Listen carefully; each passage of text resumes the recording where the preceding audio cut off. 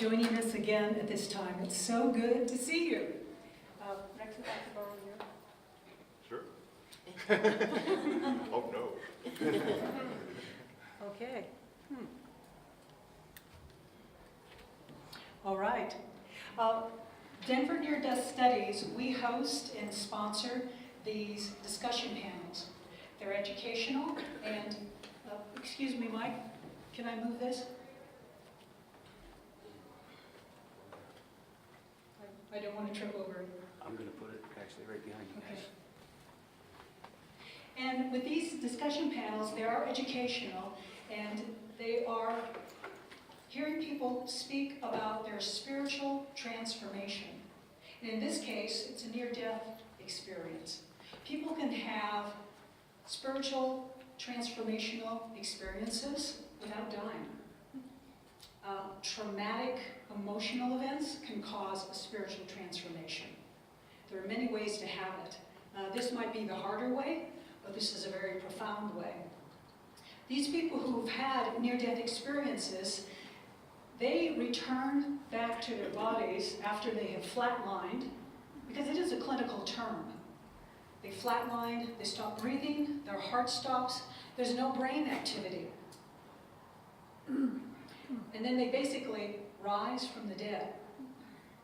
When they return, their life is entirely different than what it was before. Their career changes, their family relationships change, everything about their lives change. And it's hard.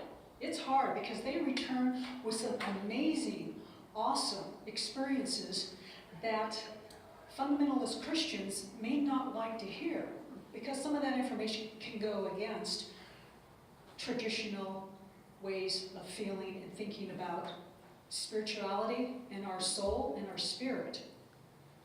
So with that, I have to mention that Mercury is retrograde. And because I know that there's some astrologers who are joining us today, and a lot of people are afraid of Mercury retrograde because it causes confusion with timing, scheduling, communication, and transportation. But it's also a good time to revisit your philosophies, your ideas, your plans, and what you've thought about before, to reconsider. It's really a good time to open your mind and bring in new information that can better adjust your philosophy of life and your spirituality. So this is really a good time to actually have a discussion panel on something like this with Mercury retrograde, which, by the way, it'll be going direct next week, Sunday. Thank goodness. So this is what Denver Near-Death Studies does. We do meet once per month at the Greenwood Village City Hall on the second Sunday of each month. And Janelle probably provided these handouts to you with the, Janelle, there's some people here who, okay, all right. So feel free to visit that site because we have presentations on educational documentaries on the near-death experience, as well as other spiritual transformational experiences of all types, once per month. So it's just not near-death, it's spiritual transformational experiences. It's very broad. Now, people who are unable to make these meetings, we do have them recorded and then posted on YouTube for people who can't make it to view at their leisure. So it's all there for you. So with that, I want to introduce our moderator, Dr. Roy Hill. Now, I feel very privileged to be acquainted with Dr. Roy Hill. He's quite a gentleman and quite a professional. So quite lucky to have him. Dr. Roy Hill, he obtained his bachelor's degree in psychology from the University of Arizona. And then after that, his PhD, his doctorate in clinical psychology. He has 19 years working in corrections, and he had a real life-changing experience himself, not near death, but that life-changing experience caused him to write a book, which is titled The Psychology of Near-Death Experiences, and A Journey with God. And he has the books available here on the back table. He's quite an expert in his field. He'll be writing more books, but he has interviewed hundreds of people who have had near-death experiences. So he knows what he's talking about, and he's in good company here. So with that, let me turn control of this panel discussion to Mr. Roy Hill. If we could please welcome.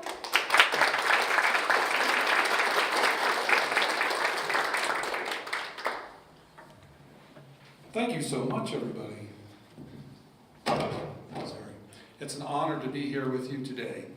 I was here with you during the last panel interview, and it was a great experience, and I'm sure that it's going to be a great experience today as well. JJ mentioned that I've done quite a bit of research with the near-death experiences. That is true, and it did follow a transformative experience for me, because I was raised in a very scientific background, and kind of with that also a Baptist background, which is a bit of a difference. So, but I stand in a new place now. I am very curious about near-death experiences because these people are the ambassadors from heaven. That means that these folks have been there and can share with us and demystify for us the greatest mystery. And the greatest mystery is what lies beyond. And also, why are we here, and who are we, and what's it all about? All these big, huge questions that have been looked at for so long can be answered somewhat. So, anyway,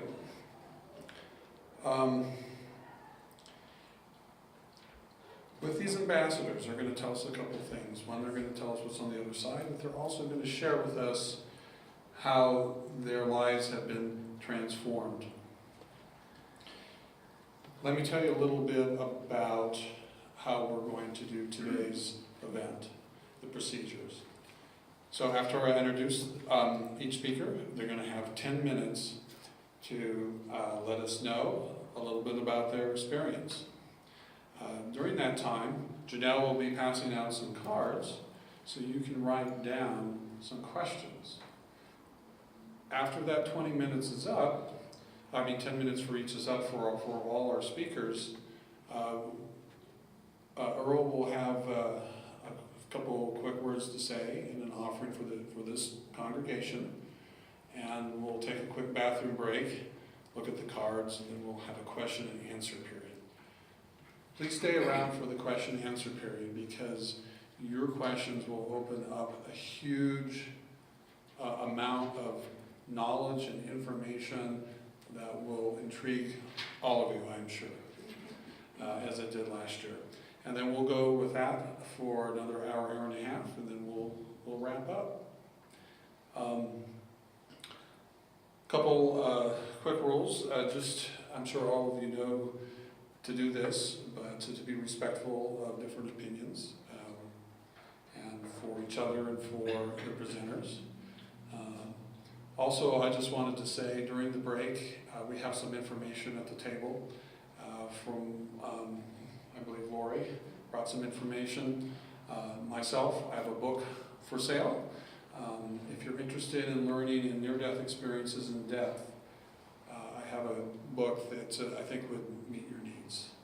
So, with that, let's go ahead and get started. Our first speaker here is Mr. Rex Fego. Best known as the guy who fell out of a tree. Mr. Rex Fego, in April 2011, fell 26 feet hitting concrete head first. Ouch. It was initially uncertain whether he would survive.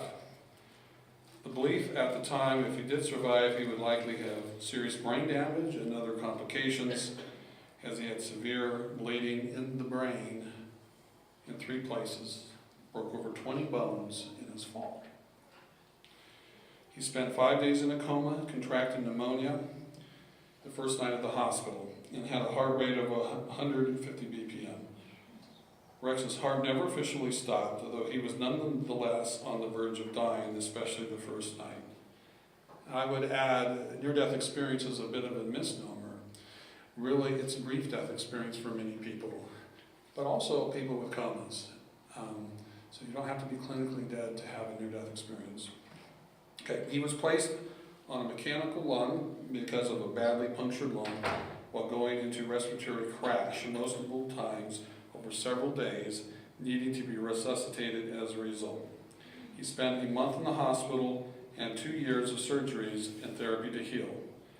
He says he is still healing even now. At some point in that space while comatose, he had a divine vision experience in golden white light. He says it was the source not only of his own pure being, but pure being itself, with a profound sense of love, life, and mind, so consciousness. And having heard Rex speak a number of times, this is where he really shines some light on the matter, pardon the pun. He explains he experienced the all at the source in both the dark and light all at once, but seeing it as the light that is eternal source of everything. For him, this incredible experience has woken him up, quote unquote, woken him up, and totally transformed his life. So Rex, I'm going to give you 10 minutes, and then as we're getting close, I'll ring the bell. Go ahead. Well, hello. It's really great to be here today, and I'm glad that everybody made it out. So this should be hopefully very interesting, and I know both of these lovely ladies have got amazing stories as well. Looking forward to hearing a lot more about that. So yes, as Roy said, I fell out of a tree, and one of the common questions I get is, what in the heck is a grown man doing up in a tree? So, but basically, I'm a martial arts instructor. That's my primary occupation at the moment, as well as I transition into doing these kinds of talks and writing a book, doing TV shows and making films. But as a martial arts instructor, climbing was one of the ways I cross-trained. So back in those years, it was 5 years ago when I had this event happen, I like to go bouldering. I climbed sides of mountains. I climbed a lot of things. In a career here in town, trees are convenient. They're everywhere. And I've always had a certain affinity for trees. I've been able to always, it sounds kind of funny, and if you're somebody who loves plants and whatnot, you probably understand. Much like human beings and animals, all that which is organic has energy. And for some reason, even before the NDE, I just had a certain affinity for trees. I could feel, their energy, so I love to climb trees. And it just so happens that, this particular day, a couple of branches just happened to let go on me. I didn't lose my balance or anything like that. These were two thick, live branches. And so I went straight to the ground, hit unobstructed, head first on a concrete bike path.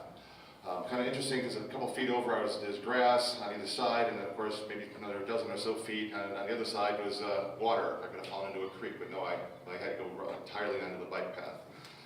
But I was fortunate for a couple of reasons. I guess I'm just grateful to be alive considering the medical complications. But it so happens that it was a really cold day, and even though it was in April when it happened in 2011, it was a rather chilly day, so I'd gone in for a nice little run at this park I was in up in North Glen. And I barely saw anybody. There was almost nobody in the park. So what ended up happening is there was a couple of girls, I think they're high school age girls, walking across these soccer fields that were literally 75, maybe 100 yards away, that just happened to be watching me climb when I fell. Because of my 20 broken bones, 8 of them were in my ribs.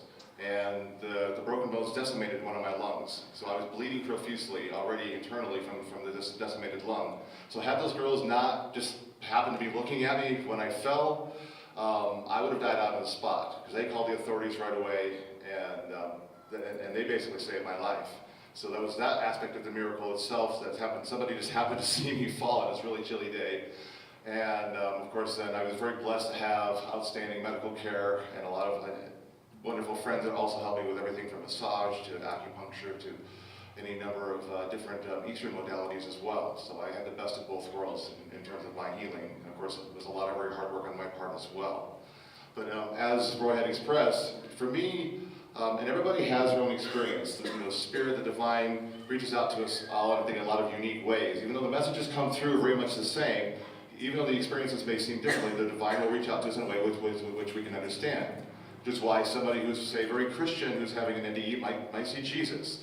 A Muslim might see Muhammad, and so on and so on. And does it discount anything? No, not at all. It's all completely legitimate because Spirit reaches out to us in many ways, and these are all light sources, all these ascended masters and such. But for me, I just literally experienced the true essence of myself. Now, what's interesting is not only did I experience, I say, the true essence of myself, but as myself, I was everything. You know, for a moment, and this might sound very audacious, but as I say this, I'm going to qualify by saying this is true for every single one of us. But for that moment when I was pure being, I was as God, because I was experiencing reality in a state of superposition. And superposition is a quantum theory term which refers to particles existing in multiple places at the same time. And for me, I was experiencing all of reality. I mean, we're talking past, present, and future. Like, imagine that if you can quantify it as a singularity, which I'm not saying you can quantify this, but imagine if you can. All of space, whatever the expanse of the universe may really be, all part of that same singularity.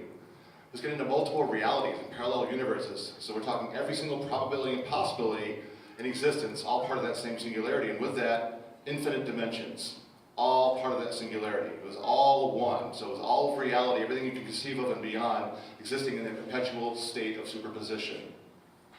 And that's where I was in my NDE. And it's taken me a while to really understand what that meant. And it wasn't even until a couple of months after I got out of the hospital that I asked one of my doctors, it's like, because he was one of my doctors who was there when I was first brought in, and I said, would you consider what happened to me a near-death experience?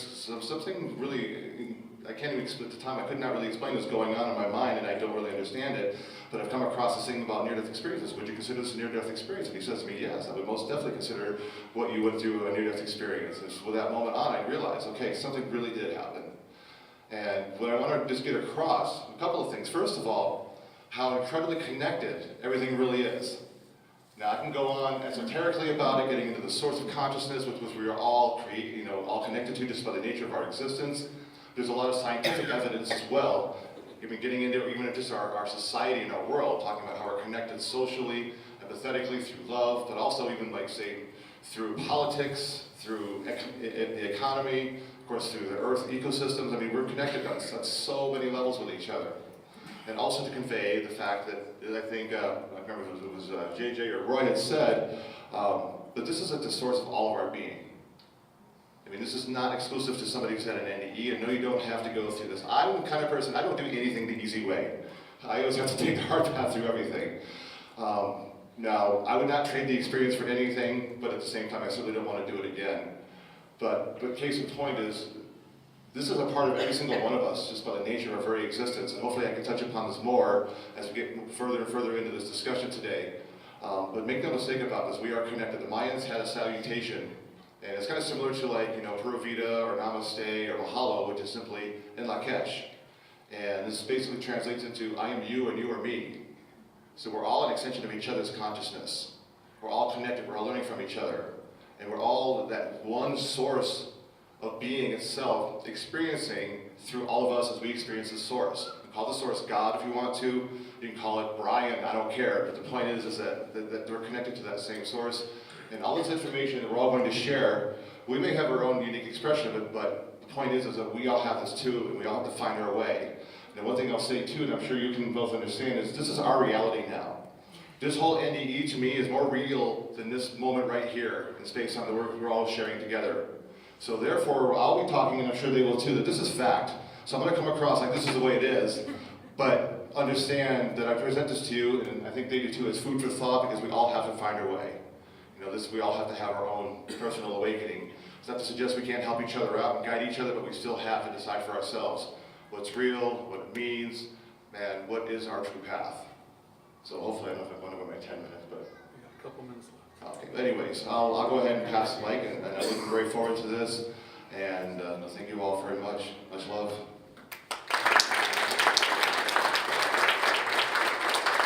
Thank you, Rex. Before we get started on our next speaker, we do have Adam come up. He's our other speaker. He's in trouble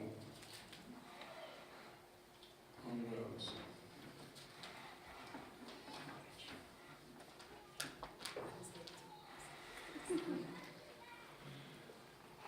Okay, for our next speaker, we have Susan Neski. Thank you. Thank you. I know how to pronounce it because I had the wonderful opportunity to speak with you at length about your experience, and you're in for a treat. Miss Susan Neski experienced an NDE at the age of 20 while giving birth to her second child, a son. While she bled out from complications, she experienced an NDE and entered a beautiful and bright white light and was met by a man where together they embarked on new conversations and experiences. Then upon her return, she found that she was angry that she was not allowed to stay. Boy, is that ever a common theme. People who have near-death experiences, they don't want to come back. And how ironic is it we fear death so much, but then when we do go up there and told to come back, we have a fit. She was not allowed to stay just yet beyond the veil. But since then, Susan discovered she was far more sensitive and intuitive, which is also common, than ever before to other people's energies. Moreover, Susan now tends to drain watch batteries. So don't let her get too close to your iPhone or whatever, and other types of batteries. So, welcome, Susan. Okay, so bear with me. It's the first time I've ever done this publicly. Normally it's a one-on-one experience for me when I tell people what happened. Oh, sorry. Yep, so sorry. Like Mr. Hill said, Dr. Hill, I was 20 years old and I was in the hospital having my second child. There were so many complications, mostly because I had placenta previa where the afterbirth lies ahead of the baby, so you're a planned C-section so that you don't hemorrhage. If the baby's going to be born vaginally, you're going to bleed out. Well, that's what happened. I went into labor before my scheduled C-section date. When I got to the hospital, went right into surgery, and my ex-husband was allowed to go into the operating room with me. So he saw everything and relayed most of this back to me, so he could verify a lot of things for me. First what happened was my son, who ended up being born just fine, we call him Rocky because of the situation. Yeah, because he was dying. He was being strangled by the umbilical cord as he was trying to be born through a blocked entrance, meaning the placenta. So what the anesthesiologist did was she lowered my anesthesia, trying to make it easier for the baby not to be born with any sort of damage, mental damage, because he was being choked by the umbilical cord. So they get that part taken care of, but what the anesthesiologist did was she lowered my anesthetic, and I ended up waking up during the surgery, but not physically, just mentally, because they give you medication that makes you paralyzed so that you can't move. And so I felt everything. I don't know how long it lasted before they figured it out, because my husband said he saw me starting to cry and he was dabbing, the tears. So he tells the doctor, she's crying. And the doctor and the anesthesiologist, knew that they had lowered the anesthetic trying to save the baby. Well, that went on for a while until they could try and save my son. When they cut me, I hemorrhaged like they were afraid of what was going to happen. So I did start, at that point, blood went everywhere, my husband said. And apparently some noise goes off in the operating room, and I lost blood all over the place, my husband said. He said it gushed. And my BP was dropping, things were going off saying that I'm going downhill fast. So they get my son out. And the anesthesiologist, according to my husband, before they kicked him out, because I started dying and was like that. So they kicked him out. Before he left the operating room, the doctor asked him, which one should we save, your wife or your son, if I have to make a choice. He said that he chose me. But I'm here and my son is here and he's happy. So it all worked out. I mean, he was born just fine. But what happened, I lost so much blood and had died for a little bit that, yes, I went somewhere. And I have this because I tend to get emotional. Maybe I won't because there's so many people and I'm a little nervous, so maybe that won't happen. But usually when I tell the story, I get emotional. There is the most beautiful white light you will ever see. It doesn't hurt your eyes. but it was there. I do not remember a tunnel. If it was there, I just don't remember it. But I remember that beautiful light. And it was very welcoming and loving. And I just go right through it, no problem. As I came out of it, I entered this field of golden wheat, and not because it's golden wheat because it's worth money or anything, but because it's that pure golden color, something we don't see here, but we'll see there. There is a man waiting for me. I can't explain it, but it's not like I came into a dream. This man was specifically waiting for me. And the first thing he says to me is, it's not your time, you have to go back. You just had a son, which at that point, I knew he was okay. I knew it was a high-risk pregnancy, so until that man told me that my son was okay, I didn't know. So he says, your son is okay, and your daughter at home. You have to go back and raise them. That's what you have to do.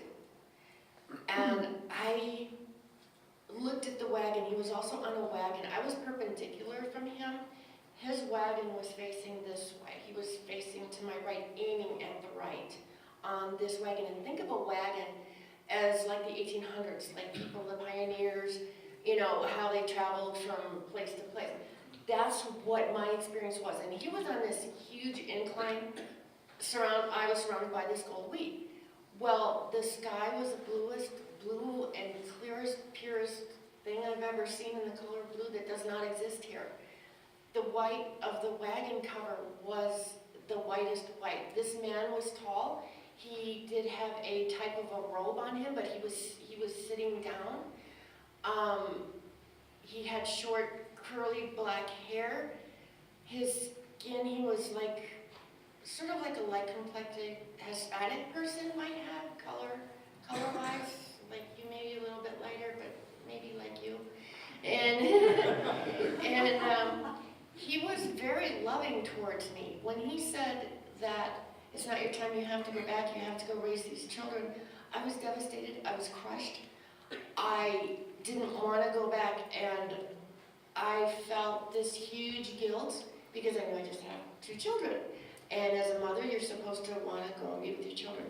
This love that was so encompassing was, I don't know what drugs are like, but I'm sure it beats the strength of heroin. It was so incredible. It was, I did not want to leave this man, and I knew that that wagon going straight was going to what we call heaven, the power of God, whatever. I also knew that I was not allowed to look to my right. I was not allowed to go to my right. I was not allowed to look there. But I could feel this presence, this power, this intense, the love I felt with this man, his name was Gabe, the love that I felt with this man at that moment, I knew would be intensified if I was allowed to get on that wagon with him and continue onward where he was going. But I wasn't allowed to. He also said, you have more work to do. And for years, I honestly didn't know what that meant. Now, because I was 20. So as I got older, I mean, that stuck with me. And I honestly thought what he meant at first was I'm supposed to go out and talk about God to people and Jesus and be one of those, you know, I didn't get it. And I thought there's no way I'm doing that because I didn't meet Jesus, I met Gabe. But as I got older, I know, I realized even on me, that I had work to do on me. And as I got older, and started learning from other people and paying attention to other people, I realized he meant, okay, I'm here to learn. This place here, where we all are to learn, it's, to me, is like going to school. My reality, and for all of us, is there once you pass away and get to die and go forward with your next part of your journey. This isn't it. This is like so minuscule as to the big picture. But that love I felt held me. And when he said that I had to leave, I was devastated. I suffered with severe depression for years because of it. There wasn't a day that didn't go by for many, many years that I didn't relive it in my head. I also found out there's no time there. So it was weird that he said, oh, it's not your time. It was odd because he didn't mean it the same way we mean time. It's just not quantified there at all. It doesn't exist the same way as it does here. And I also found out there was no religion, which I always like to tell people, There's no rabbi or priest or minister to meet you, or, I mean, if there is, maybe it's because you know them, or maybe it's familiar to you. And it had absolutely nothing to do with anything. It has to do with being a good person and loving others and being kind. That's what it has to do with now. Which church you went to. As long as you're going or loving God, that's what's important, not where you do it. But also, I can't explain it, but that power on my right, I wanted more than anything in this world. I was ashamedly willing to leave my 2 children to go to that place on the right. And with my experience, I didn't tell anybody for 15 years because I was ashamed. I was very, very ashamed of my willingness to leave my family. I can't explain it. We're all very close, and I also had 2 more children since then. And I've all since told them this story, and they look at me like, "Wow, you're going to leave, really?" Like, yeah, just wait. Just wait. You'll understand when it's your turn to go. But you'll get it. But I didn't want to leave, and I was not going to help this man send me back. I mean, he was telling me, and it's like he wanted my cooperation. He wasn't going to get it. I wasn't wanting to leave. I didn't want to go. And I wanted on that wagon, because I knew God would tell me, I knew he was going back to where became this place called heaven, or this power of God, or whatever it was. Because he didn't say that. You're given information, and it's just like it's like someone stuck one of those little things, from a computer, the flash card. It's like someone stuck a flash card in me, and all of a sudden, I get this information. And the way we were talking is not how I'm talking to you now. I didn't have a body. I could have cared less about my body. I knew I had none. I knew it was behind me. It had nothing to do with anything anymore. It was different. Myself, my inside, my soul, my being is different than this. This is just a place to hold it for now. This is not permanent. What's impermanent is inside you, and that's what goes forward, not this. You are not going to care. When you go there, you just could care less. I didn't care about anything. All I wanted was to continue on that path. But he said it wasn't my time. I had to go back. He also said, you are not allowed to go before your time. You cannot cheat, he says, which means no suicide. And by that, I don't know if he felt like, okay, I'm telling you this because you can't take the shortcut. You have to do it the way you're supposed to do, which is go back and learn. But his kindness was incredible. His love was incredible. It was so encompassing. It was inside every single molecule of my soul, that love. And I mean, that wheat, and by the way, my experience was in 1983. The movie always came out in 1989, because it was, that Field of Wheat was like that movie. But it was pure gold, not worth money, just how it is there. And the blue of the sky, the white at the top of that wagon. And I didn't want to leave that. And when he sent me back, whether I liked it or not, and I hit my body, and I woke up in the hospital, and I had surgery before. The pain I felt, it wasn't about the surgery. It was everywhere inside of me. I hated it. I was mad. I was furious. I didn't want to talk to anybody. The nurse who was trying to help me, I was kind of mean to her because I was like, no, I don't want to be here, and I couldn't tell her why. Being 20 years old, I had not heard of an NDE. I knew something happened. I knew that I left this place and went somewhere else. That I knew. I just didn't understand why. So I fought depression for years because of it, and as time goes by, I realized, okay, the work I have to do is on myself. And he also told me I am supposed to tell people. I didn't, though, for 15 years again, because I was ashamed of the fact that I was going to leave my children behind. And I was also afraid that people were going to say, oh, it's because of the drugs. Oh, because of the surgery. Oh, no, you're exaggerating. No, you had a dream. No, I didn't. That's a reality for me. This is my dream. This is my school. And I'll be happy to leave it to go to where I'm supposed to be. All of us are. All of us. No. Thank you.